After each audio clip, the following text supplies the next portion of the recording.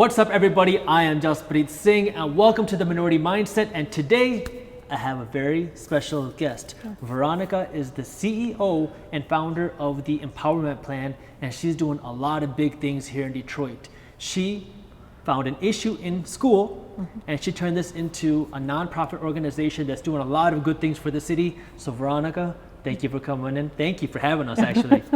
No, we're happy to have you here, and it's fun that you get to see our production space. Yeah. Tell us a quick overview of somebody who's never heard of the Empowerment Plan. What do you guys do, and what is it? So many people know the Empowerment Plan as the COAT Project, or the organization that hires homeless individuals from shelters and produces a coat that turns into a sleeping bag for those in need that we give out globally. So we give these jackets out for people living on the streets, or for those in refugee camps, or for those experiencing a situation where they're in a natural disaster. And those have had such a wide reach, and it's been really amazing. But what people may not know about the work that we do really comes from those that we employ and hiring the people that may need the product so that they may never have to use it. I think that's the exciting part of the work that many may not have understood before. So not only are you providing these coats that turn into sleeping bags to homeless people, but you're also helping get these people off the streets by employing them to make those coats. Exactly. So that's how we see the model working. Yeah. So how did you come up with the idea for the Empowerment Plan? So the Empowerment Plan has evolved a lot over time. It wasn't like this was all kind of built out from the minute it started as a class project. In the beginning, it was just around making the coat. I was going to college for creative studies here in Detroit, went to art school. I have no business experience prior to doing this, no business degree, which I think in a weird way served me well in the beginning. But it was about designing to fill a need. That was the class project, actually. Designing, going out in the community in Detroit, which is where I was going to school. And of course, there's this laundry list of Detroit needs. If you, back in 2010, Googled Detroit, oh my goodness, you would find some really interesting stuff, and mostly about how the city was just falling apart. And deep infrastructure problems, corruption, public school issues. And so it was really about trying to tackle something that I could have an immediate, tangible impact on as a product designer. Like, how is a product designer supposed to take on public schools or things like that? But the coat came out of actually working with the shelter locally. There was a warming center, actually, and spending 3 days a week, every week for 5 months, just in that shelter at 8 p.m., Monday, Wednesday, and Friday nights. Super weird. I freaked out a lot of friends and family.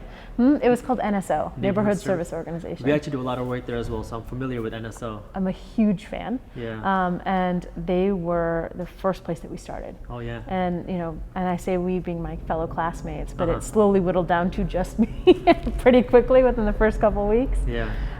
Because I think for a lot of people, homelessness is terrifying. The idea of it, and instead of just being terrified of homelessness, they become terrified of homeless people.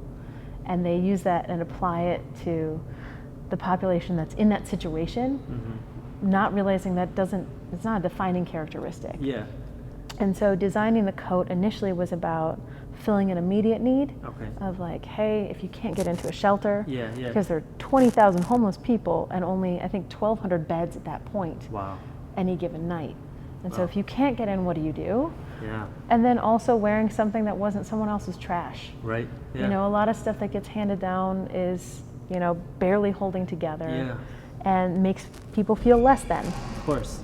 So what would make somebody feel not like they're blending into the background, not that they're somebody else's throwaway, but actually give them that sense. Empowers them. The Empowerment Plan. Exactly. And then designing that coat around those things, and then quickly realizing that it's not just about the jacket. And I had a woman that was part of designing the initial product stop me on my way out of that shelter, out of NSO one night, and she was full on screaming at me. She was yelling. She was like, I don't need a coat. What you're doing doesn't matter. This is after months and spending a lot of time designing these coats. She's like, I don't need a coat. I need a job. What you're doing is pointless. And she was absolutely right, though. She was. You know, if you look at it, the coat is a Band-Aid for a systemic issue on its own. And what really has the impact is employing the people that would need it in the first place. And so we make coats so we can hire people. And the coats serve a purpose in the community, but we've also hired people that have worn our coats in the past, which Wow. is the craziest thing. Okay, I give you a high five for that. That's awesome. that's a surreal moment. Yeah. But I think that was the part when that it kind of shifted from making it just like a product design to something, oh my God, this is something much more. Yeah. This is about a deeper issue, but this is also about an emotional issue. This is about pride and dignity and giving that back to people in a way that we don't talk about when we think of charity. I love it. I love it. That is amazing. That's cool. Now, one thing I wanted to talk about really quickly is when you decided to go to art school, you wanted actually to go out of state. You got into a very good art school. Was it in the East Coast? On the East Coast? RISD and Yale and Wow. So you got into these big name schools, but why didn't you go to one of those big schools? It was advice that my grandfather gave me at the time. He was like, there's no such thing as good debt. He sat down with me and, I come from a family that we didn't have money.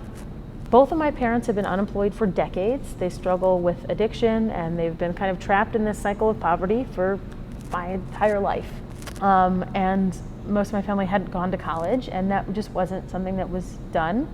And to have the money to afford to go out of state, to afford to live somewhere else, just wasn't possible. And, I was like, I had been told by all my counselors and all these people in school, like, just get student loans. It's no big deal. Like, who cares? It's good debt. If only. It's good debt. Like, I heard that over time. And my grandpa was like, no, that is not a true thing. That is, no. There's no such thing as good There's debt. no such thing as good debt. Yeah. He's like, no, we're going to get you out of this.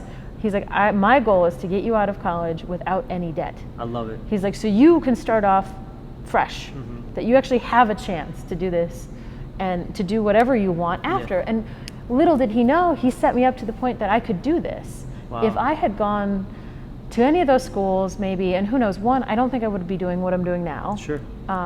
Because I'm from Detroit, my whole family is from Detroit, I don't think I would feel the deep of connection to the work or come up with this product or build this organization or build the empowerment plan in any other city. Yeah. But also, I wouldn't have been able to financially not take a salary for years. Yeah, one thing that I would say is it costs money to eat and it costs money to feed people. Yes. And I think what you're doing here is really exemplifies both of them at the same time because, the more money you have, the more you can do. Yeah. And that's exactly what you're doing here because all of these coats cost money to make. Yeah. So the more you can generate, the more you can bring in, the more good you can do, and the more you employ. So it's one big circle where if you have the right mindset, you can do a lot of good with it. Exactly. Yep. I That's completely amazing. agree. Yeah. Could you show us one of your coats? Yeah, of course. So the way that we ship them out is like this. So it can be worn as an over-the-shoulder bag. Oh, nice. Also to prevent theft, and so especially during the summer, like what are you supposed to do with this? Yeah. So people use it and wear it year-round as a bag or something to sleep on. Very cool. So you open it up here and here, and it rolls out into the coat. Once you open it, what looks like a giant pocket folds out.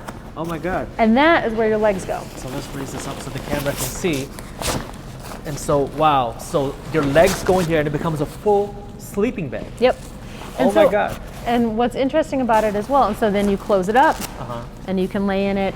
We all sleep in it. We've all done sleep outs in the middle of winter to test it. Yeah. This can also be removed to be used as a separate bag.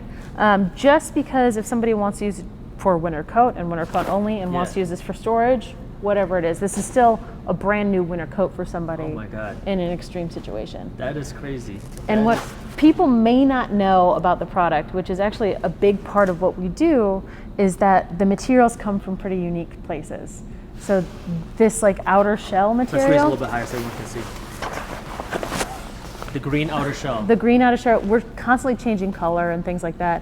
That comes from companies like Carhartt and Patagonia. Oh yeah. They have like discontinued colors or dead stock, things that they don't use, we use in our product. Wow. We also have insulation that's between this shell and this black lining. Insulation from General Motors, where it's from either the inside of their cars that's recycled, like the door paneling, or from plastic bottles recycled from Flint and the Rensen. So We use a lot of donated goods and materials and things like that from a lot of interesting companies to make these products. That's amazing. And we constantly change colors too, so you can't tell that it's our coat if you see it on the street. That's smart. That's great. I love it. I mean, you're taking things that would normally fill up landfills, you're repurposing them into a useful coat. You're hiring people that could be wearing these coats, and you're creating jobs. And how old are you? 28. 28. And how old were you when you started this? I was 21 when the class project began. Oh my God. So it's been it's been a while. So you started this when you were 21, 28 now, when you just got this 21,000 square foot office. Yeah. That is amazing. Yeah, it's surreal to be sitting where we are now. We've only been in here for a week. It's a big move for us. Yeah. We were growing so quickly that we had actually taken up 4 different locations, and now we're able to consolidate into one. And I think what's cool about this facility, there's this beautiful production side, but there's also a classroom and all these things that we have been dying to have for a long time, because it's not just about the job, it's the soft skills and the training and investing in people so that they can spend time here and then go on into other employment. That's amazing. That's what we really are, is this kind of stepping stone. Yeah. From being in the shelter or being on the streets to being financially independent or financially stable, really, and moving on into other employment. That's amazing. So that's what we are, kind of that bridge. You're doing a great job. Thank you so much. Well, where can people learn more about you and the Empowerment Plan? People can learn more at empowermentplan.org. We have you can look at some seamstresses that we have on our team, get to know them, and there's always a way to reach out to us at empowermentplan.org. We have all the emails for anybody on the team. Perfect, thank you. Awesome. And if you want to learn more about how Veronika built this, we're going to be going more in depth on the full video on the Minority Mindset publication, so you can check it out at www.theminorityMindset.com, and be sure to subscribe to the Minority Mindset YouTube channel, because we release new videos on entrepreneurship, business, and money every single week. And as always, keep hustling.